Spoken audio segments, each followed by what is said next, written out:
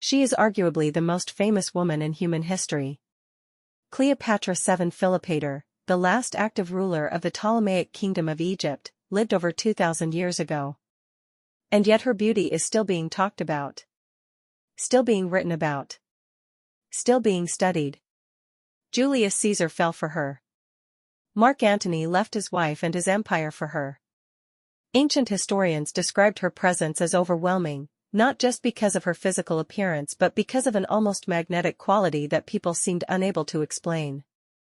Now, we can debate how much of that reputation was political mythology and how much was real. Ancient rulers had strong incentives to cultivate legendary status. But here's what we do know: Cleopatra was obsessed with skincare. The ancient sources describe her beauty routines in detail. She had access to the most sophisticated cosmetic knowledge in the ancient world. Egypt in the 1st century BC was a center of medical, botanical, and cosmetic expertise that wouldn't be matched for centuries. And when you look at what she actually used, what the archaeological evidence, the ancient texts, and the medical papyri describe, something becomes very clear. The ingredients that formed the foundation of ancient Egyptian beauty are not that different from what the most educated people in the modern ancestral wellness world are rediscovering today. This is the story of what Cleopatra actually used on her skin. Why it worked. And what we abandoned, and are now slowly finding our way back to. Before we get to Cleopatra specifically, we need to understand the world she lived in. Because Egypt in her era wasn't just sophisticated by ancient standards, it was sophisticated by almost any standard. Egyptian women, across all social classes, not just royalty, had elaborate beauty routines. This is documented extensively. Archaeologists have found cosmetic kits in tombs dating back 4,000 years. Lipsticks, eyeshadows, skin creams, perfume bottles. The ancient Egyptians took beauty seriously in a way that most ancient cultures did not. And it wasn't vanity for its own sake. Beauty in ancient Egypt was connected to health, to spirituality, to social status, and to the divine. The gods were depicted as perfectly beautiful. To care for your appearance was, in a sense, to honor the divine order. The Ebers Papyrus, one of the oldest medical documents in existence, dating to around 1550 BC, contains dozens of cosmetic recipes. Treatments for wrinkles. Formulas for skin softening. Remedies for blemishes and discoloration. Egyptian physicians understood the skin as an organ that required care, nourishment, and maintenance. Not just decoration. And the ingredients they used were, by necessity, entirely natural. Plant-based. Animal-derived. Mineral. Nothing synthetic, because synthetic chemistry was 2,000 years away. Which means everything they used was something the body already knew. Cleopatra grew up in this tradition. She was educated, unusually so for a woman of her era, reportedly speaking 9 languages. She read the medical and botanical texts. She had personal physicians and cosmetic advisors. Her beauty routine was almost certainly the most informed, most sophisticated version of a practice that had been refined over thousands of years. The most famous story about Cleopatra's beauty routine is the milk bath. And it's not a myth, it's documented. Ancient sources describe Cleopatra bathing in donkey's milk, reportedly requiring the milk of up to 700 donkeys to fill her bath. This is almost certainly an exaggeration designed to emphasize her legendary wealth and indulgence. But the core of the practice, using milk topically for skin, was widely documented and widely practiced across the ancient world. Why milk? And why does this actually make scientific sense? Milk contains lactic acid, an alpha-hydroxy acid that gently exfoliates the skin by dissolving the bonds between dead skin cells. It also contains proteins, lipids, and vitamins that nourish and condition. The fat in milk, and donkey's milk specifically, has a fat composition that is relatively similar to human milk, absorbs into the skin in a way that plant-based liquids simply don't. The lactic acid component is particularly interesting. Modern skincare has rediscovered lactic acid as one of the gentler, more effective chemical exfoliants. We're putting it in serums and selling it for $40. Cleopatra was bathing in it. Honey was also central to Egyptian beauty, and again, not just as mythology. Ancient medical papyri describe honey as a healing agent, a wound treatment, and a skin conditioner. Honey is hygroscopic, it draws moisture from the air into the skin. It is naturally antimicrobial. It contains enzymes, antioxidants, and trace minerals, and it has been used continuously in wound care and skin care for at least 4,000 years. Modern research on honey's antibacterial and wound healing properties is extensive. We rediscovered what the Egyptians already knew. The difference is that they never forgot it, and we had to spend decades and billions of research dollars to find our way back. If there is one thing that united every ancient beauty culture, Egyptian, Roman, Greek, Mesopotamian, Indian, Chinese, it is this: animal and plant fats were the foundation of skin care. Full stop. No asterisks. No exceptions. Every culture that left written records of their beauty practices used fats as their primary moisturizing agent. And the Egyptians were among the most sophisticated in their understanding and application of this principle. Castor oil. The Ebers Papyrus mentions castor oil repeatedly, for skin conditioning, for hair treatment, for wound healing. The castor plant was cultivated throughout ancient Egypt. Its oil was pressed from the seeds, cold-pressed, as was all ancient oil extraction, and used extensively both medicinally and cosmetically. Castor oil is rich in ricinoleic acid, a monounsaturated fatty acid with documented anti-inflammatory properties. It is highly stable. It conditions the skin without oxidizing. It creates a protective layer that holds moisture in without clogging pores. 4,000 years later, it's in the Wagyu Lux soap bar for exactly these reasons. Olive oil. The ancient world ran on olive oil. It was food, medicine, lamp fuel, and skincare, sometimes all four in the same household.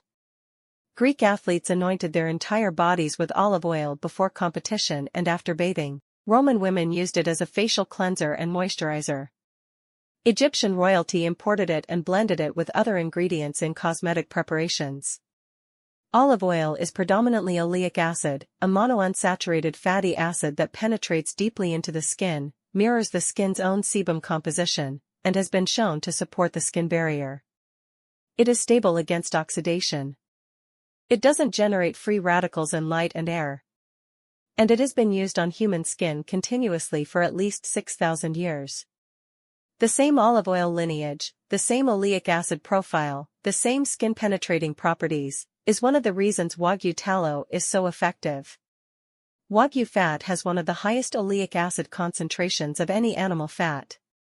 The ancient Egyptians would have understood immediately why it works. Animal fats. Here is the part that modern wellness culture has been slow to accept, but the historical record is unambiguous. Animal fats were not just used in ancient Egyptian skin care. They were central to it. The Ebers Papyrus contains recipes using goose fat, ibis fat, hippopotamus fat, and crocodile fat. These weren't exotic flourishes, they were the standard base for cosmetic preparations. The fat was rendered, purified, sometimes scented with botanical ingredients, and applied to the skin. Ancient physicians understood, even without modern biochemistry, that animal fat behaved differently on human skin than plant oils did. It absorbed differently. It nourished differently. It interacted with skin in a way that plant sources couldn't replicate. We now understand why. Animal fat, particularly ruminant fat, has a lipid composition that closely mirrors human skin. It contains the same saturated and monounsaturated fats the skin barrier is made of. It contains fat-soluble vitamins in bioavailable form. It is recognized and utilized at a cellular level in a way that most plant oils are not. The ancient Egyptians didn't have the biochemistry to explain this. They had 4,000 years of observational evidence. Which, in some ways, is more trustworthy. Cleopatra's beauty routine wasn't just about moisturizing. And some of the other practices she used, the ones that seem purely decorative, turn out to have functional science behind them too. Kohl. The dramatic black eye makeup that defines our image of ancient Egypt, applied by royalty, priests, and common people alike, was made from galena, a lead sulfide mineral, mixed with animal fat as a binding agent. Yes. Lead. And yes, ancient physicians knew this, and used it anyway. Here's why. Research published in analytical chemistry journals has found that the specific lead compounds in ancient Egyptian coal, laurinite and phosgenite, actually stimulate the immune response in skin cells around the eye. At the concentrations used in coal, these compounds appear to have been genuinely protective against bacterial infections common in the Nile Delta environment. The ancient Egyptians may have been using a form of chemical immunostimulation around their eyes without understanding the mechanism. I'm not recommending lead-based cosmetics, but I am pointing out that ancient beauty practices often had functional reasons behind them that we're only now uncovering. The instinct to dismiss old practices as primitive misses how much observational wisdom was accumulated over thousands of years. Perfume and botanical extracts. Egypt was a center of perfume production in the ancient world. Frankincense, myrrh, rose, lotus, and dozens of other botanicals were extracted and blended into cosmetic preparations. Cleopatra reportedly soaked the sails of her ship in rose water and perfume before meeting Mark Antony. The smell preceded her arrival by miles. But Egyptian perfumers weren't just creating pleasant scents. Many of the botanicals they used, frankincense, myrrh, chamomile, blue lotus, have documented anti-inflammatory, antimicrobial, and skin-regenerating properties. Frankincense contains boswellic acid, which modern research has confirmed has anti-inflammatory effects. Myrrh has documented antimicrobial properties. These weren't decorative choices, they were functional skincare ingredients that happened to smell extraordinary. What's striking is how consistent the botanical evidence is. The same plants used by Egyptian, Greek, Roman, Ayurvedic, and traditional Chinese medicine practitioners for skin health, frankincense, turmeric, aloe, honey, olive oil, keep appearing in modern research as genuinely effective. The traditions converged on the right answers independently. Cleopatra is the most famous, but she wasn't operating in isolation. The beauty practices of the ancient Mediterranean world, Greek, Roman, Egyptian, were interconnected, mutually influenced, and collectively sophisticated in ways we rarely appreciate. Roman women, including the wealthy women of the imperial court, had elaborate beauty routines that archaeological evidence has preserved in remarkable detail. Cosmetic boxes found in Pompeii, preserved by the volcanic ash of 79 AD, contained creams, powders, and oils whose ingredients have been analyzed by modern chemists. One cream found at Londinium, ancient London, and analyzed in 2003 was found to contain animal fat, starch, and tin oxide. Beautifully preserved in a sealed tin container. 2,000 years old. Animal fat is the base. Just like every other ancient moisturizer from every other ancient culture. The Roman physician Galen, whose medical writings remained influential for over 1,000 years, wrote extensively about skin care. He is credited with inventing cold cream, a preparation of beeswax, olive oil, and rose water that is still the conceptual basis for many modern moisturizers. His formula has been continuously used for almost 2,000 years because it works. Olive oil. Beeswax. A botanical extract. 3 ingredients. Still effective. Greek women used olive oil as both cleanser and moisturizer. They mixed it with beeswax for a thicker preparation. They added botanical extracts for fragrance and therapeutic effect. The basic architecture of their skincare is not conceptually different from what we're recommending in 2025, fat-based, botanically enhanced, simply formulated. What strikes me most is the consistency. Every ancient culture, independently, arrived at the same conclusion: the best thing for human skin is fat, ideally animal fat, combined with botanical ingredients that have therapeutic properties. No one had the internet. No one had access to everyone else's traditions. And yet they all converged on the same answer. That convergence is evidence of something real. So what do we do with all of this? I think the lesson from the ancient world is actually very simple, even if the skincare industry has spent decades making it complicated. Your skin is not a new problem. It has the same needs it has always had. The same lipids. The same vitamins. The same compatibility with certain fats and not others. 2,000 years of human civilization figured this out through observation, through trial and error, through the accumulated wisdom of physicians, herbalists, and ordinary women who paid close attention.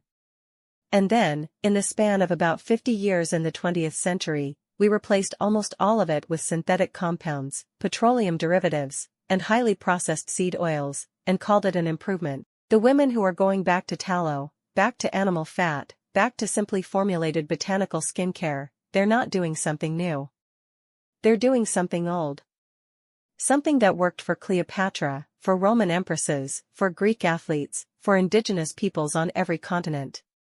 The opulent facial elixir is my attempt to take this ancestral knowledge and bring it to the highest possible modern standard.